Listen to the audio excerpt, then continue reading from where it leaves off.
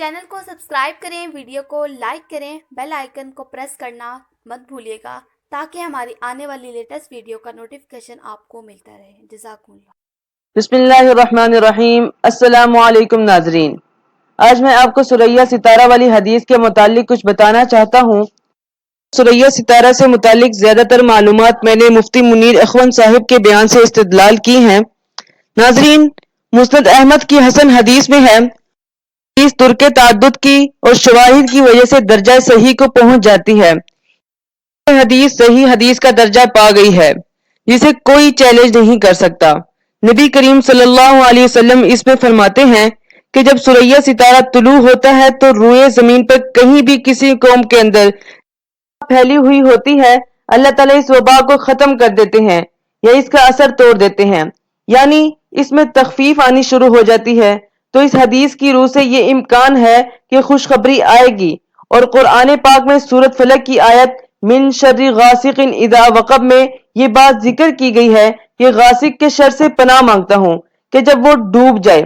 अल्लामा बगवी रहमतुल्लाह ताला अलैह इसकी तफसीर में फरमाते हैं, सनाउल्लाह पानीपति रहमतुल्लाह ताला अलैह भी तफसीर मजहरी में लिखते हैं और इब्ने ज़ैद का बकायदा कौल भी नकल करते हैं।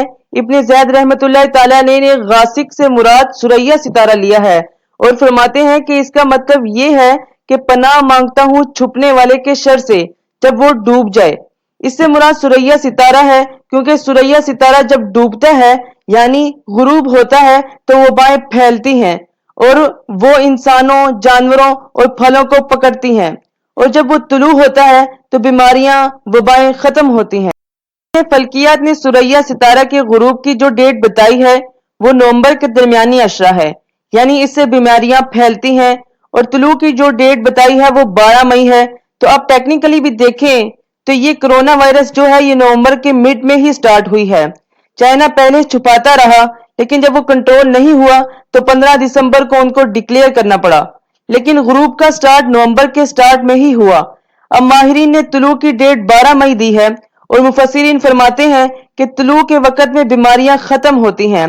मुफस्सिरीन ने तो कुरान पाक की आयत से सुरैया सितारा के गुरूब और उसके शर का जिक्र किया है, तो हदीस से भी मोतबर तो कुरान पाक है। दूसरी बात यह है कि ये कहना कि सुरैया सितारा का जिक्र करना तो इल्म नुजूम को प्रमोट करना है, तो भाई खुदा ना खास्ता कि आप ये मशवरा नबी पाक सल्लल्लाहु अलैहि वसल्लम को दे रहे हैं, क्योंकि ये बयान तो उन्होंने ही किया है ना। असल में नबी अलैहिस्सलातु वस्सलाम के कलाम को समझना भी बड़ी नेमत है। देखिए, हम हर महीने चांद देखते हैं, हम औकात का तयन चांद से लगाते हैं, क्या इस तरह हम इल्म नुजूम को प्रमोट कर रहे होते हैं?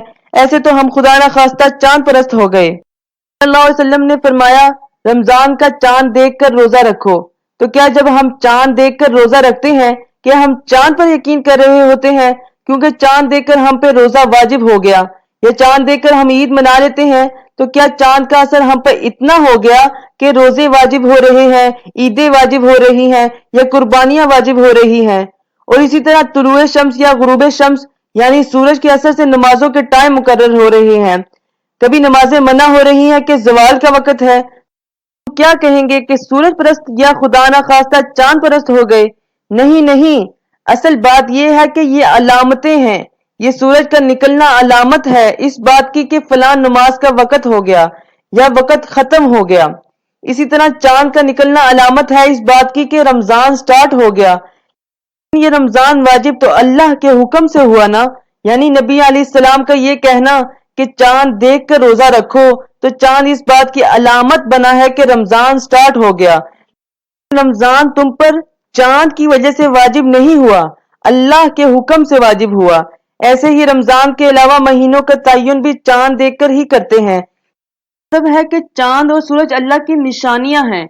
यहाँ खूब समझ लें कि यह इल्म नुजूम को प्रोमोट करना नहीं कहलाएगा, बल्कि सुरैया सितारा को भी जो हदीस में जिक्र किया वो निशानी के तौर पर बताया कि सुरैया सितारा जब डूबता है तो बीमारियां फैलने का वक्त होता है और जब तुलू होता है तो बीमारियां जाने का वक्त आ जाता है। हाँ, ये कहना कि अगर 12 मई को बीमारी खत्म ना होगी तो हदीस गलत हो जाएगी। ला हौला वला कुव्वता इल्ला बिल्लाह। हमारा ईमान और यकीन नबी अलैहिस्सलाम पर इतना कमजोर हो गया। नबी अलैहिस्सलाम ने जब हदीस सही में कह दिया तो वो सच है, اس سے بڑا کوئی سچ نہیں ہے اور نہ ہو سکتا ہے۔ ہاں، ماہرین فلکیات نے ڈیٹ کے تعین میں غلطی کر سکتے ہیں، یعنی 12 مئی پتہ نہیں صحیح ڈیٹ متعین کی ہے یا نہیں، لیکن نبی علیہ السلام کی بات عین صحیح ہے، حق ہے۔ نبی علیہ السلام نے فرمایا ثریا ستارہ جب طلوع ہوگا وبائیں ختم ہوں گی۔ تو اب طلوع کب ہوگا؟ تو طلوع کی ڈیٹ تو ماہرین فلکیات نے نکالی ہے نا، نبی علیہ السلام نے تو 12 مئی نہیں کہا۔ ہاں، ہو سکتا ہے ڈیٹ ان کی غلط ہو، لیکن نبی علیہ السلام کا کہا ہوا غلط نہیں ہو سکتا۔ اللہ پاک نبی علیہ السلام کی بات کو کبھی جھکنے نہیں دے گا، اور 12 مئی کو اللہ کرے ماہرین نے بھی ڈیٹ بالکل صحیح بتائی ہو تو انشاءاللہ 12 مئی کو اللہ کی رحمت ہونے والی ہے، اور 12 مئی شب قدر سے پہلے آ رہی ہے۔ شب قدر کا ذکر قرآن پاک میں ہے کہ اس رات فرشتے زمین پہ اترتے ہیں۔ قدر میں فرشتوں کے اترنے کا ذکر ہے، اور قدر کا معنی ہے تنگ ہو جانا، یعنی فرشتوں کی اتنی بڑی تعداد زمین پہ اترتی ہے کہ زمین تنگ ہو جاتی ہے۔ تو یہ کیسے ہو سکتا ہے کہ فرشتے زمین پہ اتریں اور وبائیں موجود ہوں؟ نہیں، انشاءاللہ ختم ہوں گی۔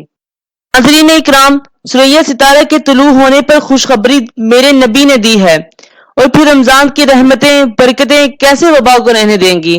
رمضان میں دعاؤں کے قبول ہونے کی خوشخبری اور گناہوں سے اس مہینے میں مغفرت کیسے وبا رہ پائے گی؟ کیونکہ مصیبتیں اور وبائیں یا بلائیں گناہوں کی وجہ سے آتی ہیں، تو جب گناہ ہی دھل جائیں گے تو کیسے ہو سکتا ہے کہ وبائیں ختم نہ ہوں؟ کہ جب رحمتوں کے نزول بھی ہوں بھی ہوں، روزوں سے اللہ کو راضی بھی کر لیا ہو، جیسا کہ وہ خود کہتا ہے کہ روزہ میرے لیے ہے اور میں ہی اس کی جزا دوں گا، تو کیسے ہو سکتا ہے کہ تب جان لیوا وبائیں بھی دنیا میں موجود رہیں؟ ہاں، کفار کے ہاں کچھ کہا نہیں جا سکتا کہ کب ختم ہو۔ ہاں، ثریا ستارہ کی خوشخبری تو پھر بھی تمام دنیا کے لیے ہے، چاہے وہ رمضان کو مانتے ہیں یا نہیں، کیونکہ اس میں قید نہیں لگائی۔ ایمانوں میں مومن بن جانے کی ضرورت ہے، گناہوں سے معافی مانگ کر پاک و صاف ہو جانے کی ضرورت ہے، کیونکہ جب یہ مغفرت کا مہینہ ہے تو کیسے ممکن ہے کہ ہم معافی مانگیں اور وہ کریم رب ہمیں معاف نہ کرے؟ اور جب وہ معاف کر دیتا ہے تو وبائیں ٹال دیتا ہے، مصیبتیں دور کر دیتا ہے، بلائیں ٹال دیتا ہے، کیونکہ وہ فرماتا ہے وَمَا أَصَابَكُم مِّن مُّصِيبَةٍ فَبِمَا كَسَبَتْ أَيْدِيكُمْ، کہ جب بھی کوئی مصیبت آتی ہے تو وہ تمہارے اعمال کی وجہ سے آتی ہے۔ ناظرین، اس آیت سے ہمیں کیا سبق مل رہا ہے کہ جب گناہ رہیں گے ہی نہیں اور ہر مسلمان اس ماہ مبارکہ میں معافی مانگ لے گا تو کیسے ہو سکتا ہے کہ وہ غفور الرحیم معاف نہ کرے؟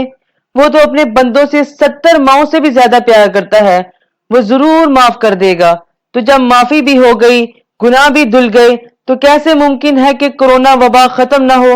کرونا کی کیا مجال کہ وہ دنیا میں رہے، کہ گناہ گار بھی معافی مانگ کے مومن بن گئے۔ پھر جس مومن نے روزے بھی پورے رکھے ہوں، اللہ کو راضی بھی کر لیا ہو، گناہ بھی معاف کرا لیے ہوں، تو اللہ تو فرماتا ہے کہ میں روزے دار کو 3 خوشیاں دیتا ہوں، 2 تو دنیا میں ہی دے دوں گا اور تیسری خوشی آخرت میں دوں گا، جو کہ اس کی رضا و خوشنودی کی اجرت میں ہوگی۔ ایک تو محبوب راضی ہو گیا، تیری خاطر مدارت کرے گا، تو محبوب کی خاطر مدارت کیسی ہوگی؟ تیری سوچ بھی وہاں تک نہیں پہنچ سکتی۔ یہاں تیرا محبوب تمام بادشاہوں کا بادشاہ ہے تو اس کی مہمان نوازی بھی عظیم تر ہوگی۔ اور جو 2 خوشیاں اللہ پاک نے دنیا میں دینے کا وعدہ فرمایا ہے وہ 2 خوشیاں کون سی ہیں؟ نمبر 1، افطار کے وقت روزے دار کو جو خوشی ملتی ہے وہ، اور نمبر 2، عید کی خوشی۔ کیا معلوم ہوا کہ عید خوشی کا نام ہے، نہ کہ ٹینشن کا۔ عید کی خوشی کے بارے میں حدیث سن لیجئے۔ حضور اکرم صلی اللہ علیہ وسلم نے ارشاد فرمایا تم سال میں 2 دن خوشی منایا کرتے تھے، اب اللہ نے ان سے بہتر تم کو 2 دن عطا فرمائے ہیں، نمبر 1 عید الفطر، نمبر 2 عید الاضحیٰ، اور فرمایا کہ یہ ایام کھانے پینے اور باہم خوشی کا لطف اٹھانے اور اللہ تعالیٰ کو یاد کرنے کے ہیں۔ یہاں غور کیجئے کہ جو عید روزوں کے بدلے میں اللہ نے ہمیں عطا فرمائی ہے، اس کی تشریح میں اللہ کے رسول نے فرمایا کہ اس کا لطف باہم مناتے ہیں، یعنی ایک دوسرے کے ساتھ مل کے مناتے ہیں، جو کہ واقعی بہت پر لطف ہے۔ اور باہم اللہ کو ہم یاد کیسے کرتے ہیں؟ عید کی نماز باجماعت پڑھ کر کرتے ہیں۔